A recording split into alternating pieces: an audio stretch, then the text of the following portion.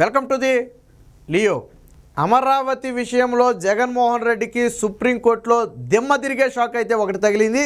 ఇప్పటికే మనకు తెలుసు, అమరావతిని చంపేసి 3 రాజధానుల డ్రామా ఆడుతున్న జగన్మోహన్ రెడ్డి ఇక ఎట్టి పరిస్థితుల్లో కూడా వైజాగ్ నుంచి పరిపాలించే అవకాశమే లేదని చెప్పి ఈరోజు సుప్రీంకోర్టు తీర్పుతో తేటాతెల్లమైంది.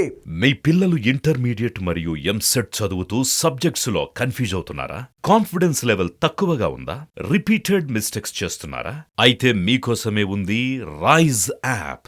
1 lakh question bank, performance analysis, online classes by experts, ఇంకా మరెన్నో ఫీచర్స్ తో మీ ముందుకొచ్చింది rise the perfect guide. Description లో ఉన్న లింకును ఉపయోగించి సబ్స్క్రైబ్ అవ్వండి. మనకు తెలుసు, గతంలోనే అమరావతి రాజధానిగా ఉండాలని హైకోర్టు ఒక సంచలన తీర్పునిచ్చింది. ఆ తీర్పు పట్ల సవాల్ చేస్తూ జగన్మోహన్ రెడ్డి సుప్రీంకోర్టును కూడా ఆశ్రయించడం జరిగింది. ఆ సుప్రీంకోర్టులో వాయిదాలు పడుతూ వస్తున్న ఈ కేసు ప్రస్తుతానికైతే ఏప్రిల్ వరకు వాయిదా వేస్తున్నట్లుగా సుప్రీంకోర్టు ధర్మాసనం తేల్చి చెప్పింది. ముకుల్ రోహత్గతి లాంటి సీనియర్ లాయర్ను పెట్టుకుని వాదనలు వినిపించినప్పటికీ కూడా కనీస వాదనలు వినటానికి కూడా సుప్రీంకోర్టు అంగీకారం తెలపలేదు.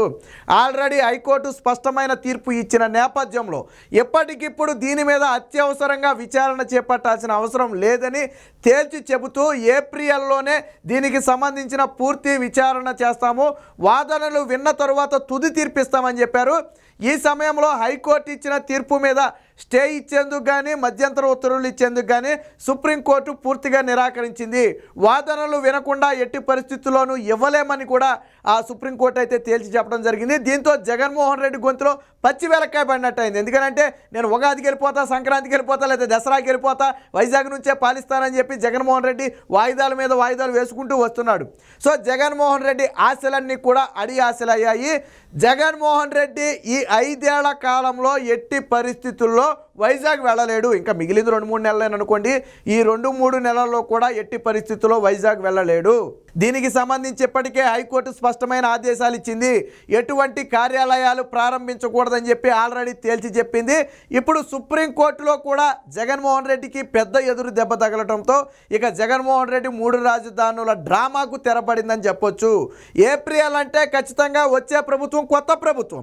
జగన్మోహన్ రెడ్డి ప్రభుత్వం రానే అవకాశమే లేదు పొరపాటున మరొకసారి గెలిచాడు అనుకున్నా అసలు ఆ ఛాన్సే లేదు అనుకోండి, మనం ఊహించుకోకూడదు.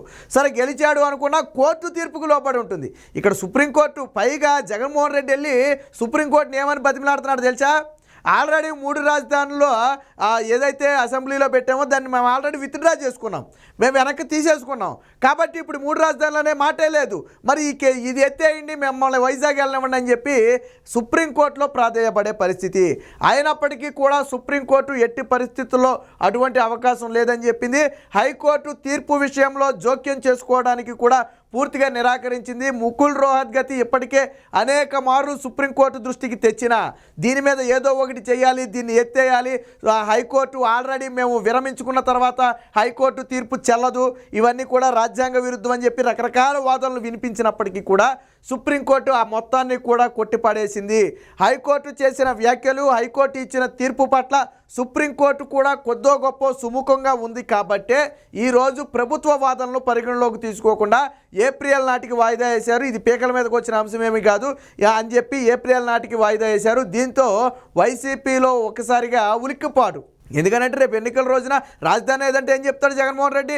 అమరావతి కాదని ఆయనే చెప్తున్నాడు. పోనీ 3 రాజధానులా కానే కాదు, ఎందుకంటే వెళ్ళలేదు, అమరావతిలోనే కూర్చున్నాడు. అమరావతిలో కూర్చుని 3 రాజధానులు అంటే ఊరుకోరు కదా, వెనకాల పెడుతుంటారు.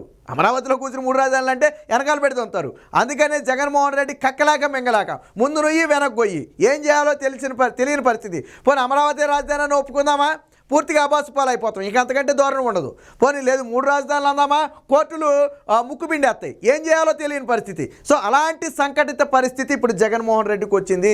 అమరావతి రైతులు దాదాపుగా గత 4 ఏళ్లకు పైబడి దాదాపుగా 2019 డిసెంబర్ 17న అసెంబ్లీలో జగన్మోహన్ రెడ్డి ఆ వ్యాఖ్య చేశాడంటే 4 ఏళ్ళు గడిచిపోయి పైన ఇంకొక నెల అవుతుంది అనుకోండి, దాదాపుగా 1 నెల అవుతుంది. అంటే దాదాపు 4 ఏళ్ళగా అమరావతి రైతులు అలుపేలగాని పోరాటం చేస్తున్నారు. ఒక పక్క అమరావతి ఉద్యమాన్ని శాంతియుతంగా నిర్వహిస్తూనే మరో పక్క న్యాయం కోసం న్యాయస్థానాల్లో పోరాడుతున్నారు. ఇప్పటి వరకు దేవుడి దయ వల్ల అమరావతి రైతుల పక్షాన ఆ న్యాయస్థానాలు ఎప్పుడు నిలబడుతూనే వచ్చాయి. ఎందుకంటే వారి న్యాయం ఉంది. దాదాపు 30,000 ఎకరాలను అమరావతి రైతులు ఇచ్చారంటే, పచ్చని 3 పంటలు పండే పొలాలను ఇచ్చారంటే ఉత్తినే ఇవ్వలేదు, రాష్ట్ర భవిష్యత్తు కోసం ఇచ్చారు. ఇప్పుడు న్యాయస్థానాలకైనా విజ్ఞత ఉంటుంది కదా, వాళ్ళు కూడా మనుషులే కదా, న్యాయమూర్తులు కూడా మనుషులే కదా, వాళ్ళు కూడా ఆలోచిస్తారు కదా. 30,000 మంది రైతులు రాష్ట్ర భవిష్యత్తు కోసం రాజధాని భూములు ఇస్తే ఈరోజు ఆ భూములు మొత్తాన్ని కూడా నాశనం చేసేసి వేరొక చోట 3 రాజధానులు పెడతానంటే వాళ్ళకు కూడా అర్థమవుతుంది కదా, ఇదేదో రాజకీయ ఆటలాగా ఉంది, రాష్ట్ర భవిష్యత్తును నాశనం చేసే ప్రయత్నం చేస్తున్నారు, దేశంలో ఎక్కడా లేని 3 రాజధానులు ఎక్కడ ఎందుకు అని న్యాయమూర్తులు కూడా ఒక అవగాహన ఉంటుంది. సో ఆ ఉద్దేశంతోనే ఇప్పటి వరకు రైతుల పక్షాన్ని నిలబడుతూ వచ్చారు. పైగా సిఆర్డీఏ చట్టం చాలా పగడ్బందీగా ఉన్న చట్టం. అసలు ఆ చట్టాన్ని రద్దు చేయాలని చూస్తే జగన్మోహన్ రెడ్డి చేయలేకపోయాడు. చివరికి కోర్టు మొట్టికాయలతో వెనక్కి తీసుకున్నాడు. చట్టాన్ని కూడా సిఆర్డీఏ చట్టం రద్దు చేయడానికి కూడా ఆల్రెడీ అన్ని రంగం సిద్ధం చేసి కోర్టు మొట్టికాయలు అయితే వెనక్కి వచ్చాడు. అలాగే 3 రాజధానుల బిల్లుని ప్రవేశపెట్టి చేతకాకి తిరిగి వెనక్కి తీసుకున్నాడు. జగన్మోహన్ రెడ్డి అన్న చేతకాని వ్యక్తి ఎవరు ఉండరు. మీరు అందరూ దేవుడు లేకపోతే రాముడు లేకపోతే ధీరుడు అనుకుంటారు. నేనేమంటానంటే జగన్మోహన్ రెడ్డి ఒక చేతకాని వ్యక్తి అంట. ఎందుకంటాను అంటే 3 రాజధానులు బిల్లు పెట్టాడు, వెనక్కి తీసుకున్నాడా లేదా? శాసన మండలి రద్దు బిల్లు పెట్టాడు, వెనక్కి తీసుకున్నాడా లేదా? అలాగే మహిళా కానిస్టేబుల్కి సంబంధించి వాళ్ళని పోలీస్ శాఖలో కలిపేస్తానని జీవో విడుదల చేశాడు. తర్వాత కోర్టు ముట్టుకెళ్ళేస్తే వెనక్కి తీసుకున్నాడా లేదా? అలాగే భూముల వేలానికి ముందుకు పరిగెత్తుకెళ్ళాడు, కోర్టు ముట్టుకెళ్ళేస్తే వెనక్కి వచ్చాడా లేదా? ఇలా 1 కాదు 2 కాదు, జగన్మోహన్ రెడ్డి ప్రతి దాంట్లోనూ యూటర్నే. అందుకని నేనేమంటానంటే చేతకాని వ్యక్తి అంట. మీరు దేవుడు రాముడు లేకపోతే ధీరుడు అంటారు, కాదు, చేతకాని వ్యక్తి. నువ్వు 3 రాజధానులు బిల్లు పెట్టలేకపోయావు, శాసన మండలిని రద్దు చేస్తానని మేసం తిప్పావు, తొడలు కొట్టావు, చివరికి చేతకాకి వెనక్కి తీసుకుని అదే శాసన మండలికి నీ సభ్యులను పంపావు. సో ఇలా 1 కాదు 2 కాదు, అనేకం ఉన్నాయి, యూటర్న్లు అనేకం ఉన్నాయి. రంగుల దగ్గర మొదలు పెడితే రంగుల విషయంలో కోర్టు ముట్టుకెళ్ళేస్తే నువ్వేం చేసి వెనక్కి వచ్చి మళ్ళీ మామూలు రంగులు వేసావు కదా. అలాగే 1 కాదు 2 కాదు, అనేక విషయాల్లో జగన్మోహన్ రెడ్డి యూటర్న్ తీసుకున్నాడు. కాబట్టి జగన్మోహన్ రెడ్డి ఒక చేతకాని వ్యక్తి అంటా నేను. దానికి ఒక రీజన్ ఉంది. ఇప్పుడు అమరావతి విషయంలో కూడా అంతెందుకు చెప్పండి, ఉగాదికి వెళ్ళిపోతా, సంక్రాంతికి వెళ్ళిపోతా, దసరాకి వెళ్ళిపోతా, లేకపోతే మా ఆవిడ పుట్టినరోజుకి వెళ్ళిపోతా అని ఎన్నిసార్లు చెప్పాడు? వైజాగ్ వెళ్ళాడా? వెళ్ళాడా? నేను అడుగుతున్నా, వెళ్ళాడా? అయ్యయ్యో వద్దు, అమరావతి రాజధాని గురించే మాట్లాడదాం. వెళ్ళాడా? వెళ్ళలేదు కదా. మరి నీకు చేతనైతే ఎందుకు దసరాకి వెళ్ళా, ఎందుకు సంక్రాంతికి వెళ్ళా, ఎందుకు క్రిస్మస్కి వెళ్ళా, ఎందుకు నీ భార్య పుట్టినరోజుకు నువ్వు వెళ్ళా? 400 కోట్ల రూపాయలు పెట్టి అక్కడ ప్యాలెస్ కట్టావే, 433 కోట్ల రూపాయలు పెట్టి కట్టావే ప్యాలెస్, వెళ్ళలా? పోనీ ఉత్తరాంధ్ర అభివృద్ధి పేరుతో కార్యాలయాలు ఏర్పాటు చేస్తానన్నావు, ఇదిగో ఏర్పాటు అదిగో ఏర్పాటు అయిపోయింది వెళ్ళిపోతున్నాను అన్నావు, వెళ్ళావా? వెళ్ళలా? మరి అన్నీ చేతగానితనం కాదా? నువ్వు చేస్తాను అన్న ఒక పని చేయలేకపోయావంటే చేతగానితనమా కాదా? అవును కదా. అలాగే జగన్మోహన్ రెడ్డి అమరావతి విషయంలో అడుగు అడుగునా భంగపడ్డాడు. ఇప్పుడు అమరావతి విషయంలో జగన్మోహన్ రెడ్డికి అతిపెద్ద దెబ్బ తగిలింది. ఇక ఆయన ముఖ్యమంత్రి హోదాలో 3 రాజధానులు కల్లే చేస్తాను అని 4 ఏళ్ల క్రితం అన్నాడు, చేశాడా? 3 రాజధానులని 4 ఏళ్ల క్రితం అన్నాడు, పెట్టాడా? పోనీ 3 రాజధానులు అమరావతిని పక్కన పెడదాం, జగన్మోహన్ రెడ్డి చెప్పిన 3 రాజధానులకే వద్దాం, పెట్టాడా? పోనీ కట్టాడా? పోనీ ఎక్కడైనా రాజధానులకు పేర్లు పెట్టాడా? పెట్టలేదు కదా. అంటే 4 ఏళ్ల పాటు 3 రాజధానులు అని కట్టలేకపోయాడు. అలాగని అమరావతిలో అవినీతి జరిగిందని కూడా నిరూపించలేకపోయాడు. నువ్వు అమరావతిలో అవినీతి జరిగిందనే కదా ఇప్పటివరకు చేసిన ఆరోపణలు. ఎడాపెడ సుప్రీంకోర్టు హైకోర్టు ఎడాపెడ వాయించేసినాయి అవినీతి అని వెళ్తే. రాజధాని అని ప్రకటించిన తర్వాత భూములు కొంటే అది ఎక్కడ అవినీతి అవుతుంది, ఇది ఎక్కడ కొత్త చట్టాలు, అసలు ఇన్సైడ్ ట్రేడింగ్ అనే పదమే దానికి చెందదని చెప్పి సుప్రీంకోర్టు హైకోర్టు లెంపలు వాయిస్తే ఇప్పుడు మూసుకు కూర్చున్నాడు. ఇప్పుడు మానేసాడులే, ఇప్పుడు అవినీతి అంటాం మానేశాడు. 3 రాజధానులు అంటున్నాడు కానీ అమరావతిలో అవినీతి అంటలే. ఈ మధ్యన కావాలంటే మీరు గమనించండి, ఎందుకంటే ఆల్రెడీ నిరూపించాల, ముడి మీద అంటారు మళ్ళీ అవినీతి అంటే. కాబట్టి జగన్మోహన్ రెడ్డి ఆ అవినీతి అనే పదాన్ని అయితే వాడటం మానేశాడు, కానీ 3 రాజధానులు పెట్టలేకపోయాడు. జగన్మోహన్ రెడ్డి అంటేనే ఒక యూటర్న్ ముఖ్యమంత్రి, ఏ నిర్ణయం తీసుకున్నా దాన్ని చెయ్యలేని ఒక అసమర్థుడు జగన్మోహన్ రెడ్డి. రాష్ట్రానికి ఇటు అమరావతి లేకపోయే, ఇటు 3 రాజధానులు లేకపోయే, చివరికి ఒక అనాథ రాష్ట్రంగా మార్చాడు. ఒక కుటుంబంలో అన్నీ ఉండి అనాథలుగా బ్రతకడం అంటే ఇదే. మనకు అన్నీ ఉన్నాయి కానీ అనాథలుగా రాజధాని ఏంటో తెలియని పరిస్థితి. ఇలాంటి దౌర్భాగ్య పరిస్థితి ఎందుకు వచ్చిందంటే జగన్మోహన్ రెడ్డి వల్ల వచ్చింది.